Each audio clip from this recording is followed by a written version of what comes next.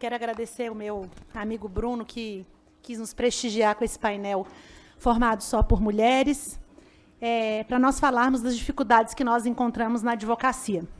Eu sou professora de processo penal e direito penal há 16 anos, da graduação em direito e da pós-graduação também. Sou advogada criminalista e tenho 6 empregos. Eu gosto de falar desse jeito para poder entender que a vida não é fácil para ninguém. Todos nós temos as nossas ocupações, as nossas dificuldades, mas eu acho que programação, esperança e foco faz toda a diferença. E eu acho que, para nós, mulheres, isso é uma coisa muito presente, dado o nosso histórico, especialmente dentro da advocacia. E eu começo a traçar essas dificuldades que nós temos falando da nossa Mirtes de Campos, que foi a primeira mulher que se tornou advogada no Brasil em 1910. Ela levou 7 anos para poder conseguir entrar no Instituto dos Advogados. Do tempo que ela se formou, foram 7 anos até conseguir todas as permissões, judicializou, até o pai deixar, o marido deixar, entrar na justiça e conseguir ter o direito de advogar. Quando ela foi fazer o primeiro júri, foi notícia nacional, porque era a primeira vez que uma mulher entrava no plenário para poder falar. Então, as dificuldades que nós encontramos para nos colocarmos no mercado de trabalho, estarmos em determinadas profissões, isso não vem de hoje. E na advocacia, especialmente criminal, ela não é diferente. Nós temos muitos problemas enfrentados pelas mulheres, como, por exemplo, o problema dos espaços nos escritórios, quando você está grávida. A gente cansa de receber na OAB. Essa semana, por exemplo, recebi uma colega que foi demitida no 8º mês de gravidez, porque eles achavam que iam perder, tendo que substituí-la por outra pessoa, e resolveram demiti-la naquele momento. Então, são muitas as dificuldades que nós encontramos. Mas, talvez, dentro da advocacia criminal, uma delas, em especial, vale a pena a gente abordar, que é a questão do assédio. E a minha advocacia, ela começou, eu costumo dizer assim, com pessoas carentes mesmo. Eu coordenava um núcleo de prática jurídica já há muitos anos, e a gente atendia pessoas hipossuficientes. Então, quando eu chegava no presídio com os alunos para poder fazer o atendimento dessas pessoas, a primeira pessoa com quem eu me deparava era com o carcereiro. Eu gosto de chamar ele assim para poder passar raiva na pessoa mesmo, sabe? Porque ele falava assim para mim: nossa, professora, você é tão bonita, tão cheirosa, chegando aqui com os alunos para poder atender esse povo. Aí eu pensava, respondo ou não respondo? Porque se eu responder, ele vai estar aqui na semana que vem. Aí vai criar mais impedimento, mais dificuldade para eu poder entrar com os alunos. E essas pessoas vão ter outra vez o direito preterido, porque é isso que acontece. Aí eu dava aquele sorriso amarelo assim e passava. Isso aconteceu, sei lá, 10, 15, 20 vezes, por aí. Isso é um ponto. O outro ponto, porque muitas vezes as pessoas nos enxergam assim, né? Não nos olham pela nossa competência, mas olham porque você tem um cabelo bonito, que você está arrumada, só que nós somos muito mais do que isso, né? Assim como os homens, nós também temos algo a falar e nós também temos competência. Eu falei, já que as coisas são assim, então aguarde que vocês vão ver com quantos paus se fazem uma canoa. E as dificuldades que eu tinha para poder fazer esse atendimento, assim como você tem dificuldades para poder atender as pessoas pobres, porque as pessoas pobres, e eu abro um parênteses, elas têm dificuldade de acesso à justiça. Porque todo mundo que quer ajudar são pessoas que não têm estruturas, como, por exemplo, do MP Judiciário, para poder fornecer o trabalho para elas. Como era, por exemplo, o nosso caso. Eu era uma professora que tinha 40 alunos, não dava conta de colocar no carro da faculdade, que só eram 7, e nós temos aqui 80% dos presos hoje no Distrito Federal, especialmente as mulheres, que era o nosso foco, que não conseguiam ser atendidas. Então, a nossa demanda de atendimento, ela era grande também. Então, além de você ter dificuldade para poder atuar em prol dessas pessoas, você ainda tinha que passar a dificuldade dessas coisas pelas quais a gente passa no dia a dia, que é o assédio. A outra coisa é o respeito, né? Então, há 2 semanas atrás, cheguei numa audiência aqui num juizado de violência doméstica e pedi para o juiz a palavra para poder fazer um esclarecimento. Ele me cortou a palavra, não me deixou falar de jeito nenhum. Eu falei, eu levanto aqui, brigo, chamo a prerrogativa. Aí você pensa, se eu fizer isso, ele vai julgar meu cliente. E aí ele vai se lembrar de mim e vai condenar, falando assim, aquela advogada abusadinha, deixa comigo que eu vou pesar a mão agora. É assim que acontece. O que eu fiz? Calei.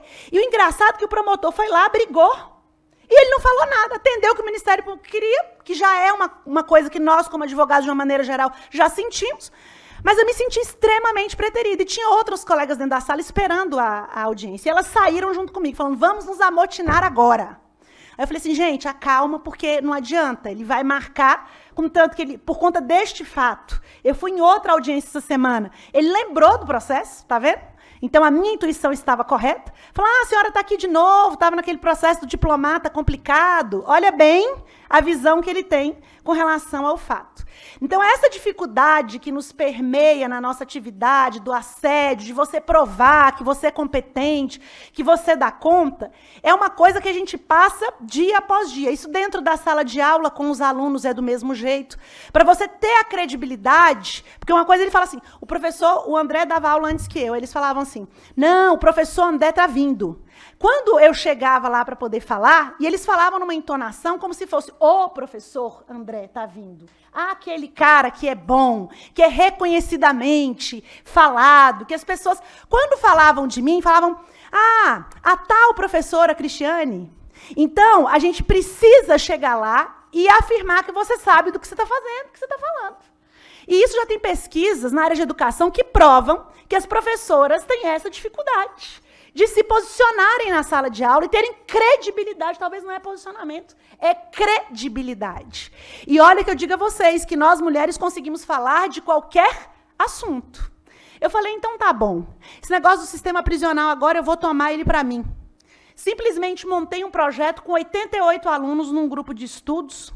E hoje eu sou a única mulher neste país, professora, que já viajou para 9 países na Europa. E entrei em presídios sem precisar de nenhuma intervenção estatal para poder fazer uma pesquisa empírica e provar que nós não temos civilidade dentro do nosso sistema prisional.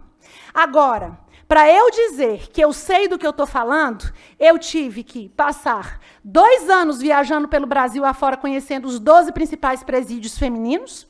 Eu tive que custear, junto com os alunos, sem ajuda financeira de ninguém, essa viagem que nos oportunizou conhecer o que o mundo civilizado tem utilizado dentro das prisões, para poder dizer uma coisa dessa, coisa que a gente pode ler. Se um homem chegasse aqui e falasse sobre esse assunto, todo mundo ia falar, nossa, ele entende tudo, o que ele está falando. Agora, nós precisamos de algo a mais. E esse algo a mais é isso, é falar que eu fui, que eu vi, que eu custeei, que eu venci o obstáculo. Isso parece pouco, mas isso não é pouco. Para nós não é pouco. É uma conquista que eu vejo que a Mirtes plantou há 100 anos atrás, mas não é pouco chegar até aqui. Eu tenho que estar afirmando que eu consigo, que eu dou conta, que eu sou competente, que eu atendo. E as pessoas que nos antecederam, eu abro de novo um parênteses, falaram diversas coisas que nós, como advogados e advogadas, sentimos na pele todos os dias.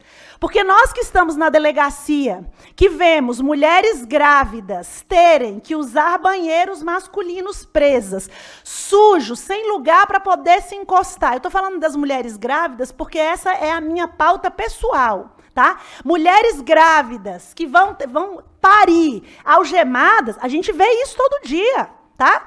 Aqui, por exemplo, há 3 semanas atrás, disseram que estava sem água no presídio masculino. Fecharam a água e os presos estavam tomando água do vaso. Isso aí são notícias que a gente recebe todo dia e toda hora. Então, quando você pega um processo para poder julgar, nós, advogados, conhecemos e advogadas, conhecemos o meio daquele processo. Sabe por quê? Porque você estava com um cliente lá no presídio, você entrou lá toda semana para poder ouvir o que ele tinha para poder falar, para você poder entender a angústia dele. Nós, advogados, criminalistas especialmente, passamos por isso. Né? Então, quando você chega lá e fala que você recebe 50 mil processos no STJ, são 4 mil todos os dias, mas sabe o que é isso? É porque nós vemos, sim, o que essas pessoas passam no dia a dia.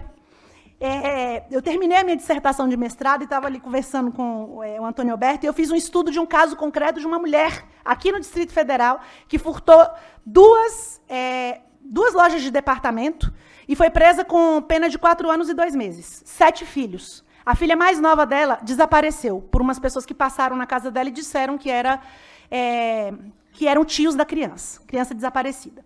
E tudo isso, no processo, ninguém nunca falou, ninguém nunca viu. A única pessoa que sabia disso tudo, sabe quem era? Era eu. Esse processo eu fiz pro bono, fui no Conselho Tutelar lá em Santa Maria, Fui no presídio para poder o assistente social ouvir essa mulher e saber o que estava acontecendo com essas crianças e com esses filhos. Então, por que eu estava lá insistindo para darem uma prisão domiciliar para essa mulher? Porque eu sabia o que estava acontecendo com ela. Eu produzi os elementos da parte do psicossocial para que o juiz concedesse a prisão domiciliar. Então, o que muitas vezes o julgador não entende, e aí eu falo de nós todos, advogados e advogadas, é que nós sabemos pelo que o cliente está passando. E e eu acho que nós, advogadas, temos uma sensibilidade diferenciada. Porque quando nós nos deparamos com essas coisas, você toma aquela coisa como sua. Você fala assim, pera lá que esse negócio é meu e eu vou resolver isso agora. Isso é uma característica nossa, feminina, de tomar como se fosse um filho, né? Para poder resolver a questão. Isso não é demérito para os homens, porque os homens têm outras qualidades, mas essa é uma qualidade nossa. O final das contas da Adriana foi bom, porque agora veio o escurinho, né, no cinema. O final das contas dessa história da Adriana é que nós conseguimos a prisão domiciliar dela. Mas por que eu passei a escrever e a falar sobre ela?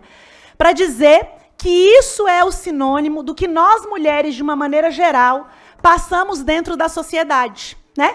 Então, como advogadas, nós temos essa questão de sermos assediadas, de termos que provar que somos competentes, né? De a todo momento reafirmarmos que nós podemos fazer, que podemos ocupar lugar de espaço. E aqui na OABDF eu tenho que fazer uma deferência ao meu presidente Délio, que aqui ele não me chama nem de vice-presidente, é de co-presidente.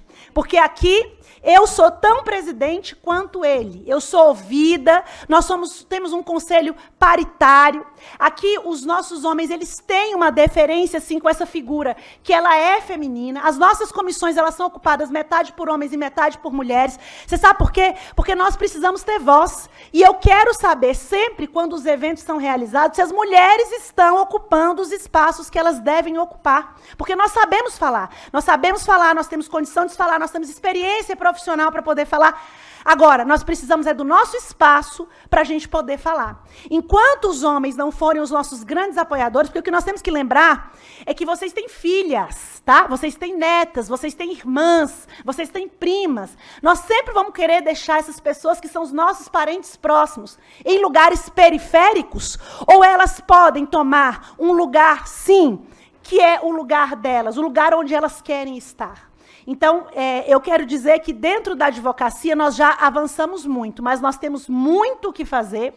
E saibam que vocês, colegas mulheres, podem contar comigo especialmente, podem contar com a nossa OABDF, com o nosso Conselho Federal, porque aqui nós sempre seremos ouvidas, nós temos voz em todas as atividades e em todos os assuntos, e essa luta eu tenho certeza que ela não vai acabar. Eu estou aqui ladeada por mulheres que pensam, né, Verinha, a nossa decana, que foi, sempre tem essa fala, né? Decana não no sentido de velha, mas de ter conhecimento, já vi falando e lutando para que nós tenhamos voz, porque antes de mim ela esteve, e eu estou aqui porque existiram pessoas como ela, que abriram esse caminho em momentos muito mais difíceis.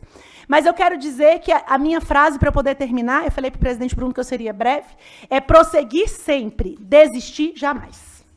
Obrigada.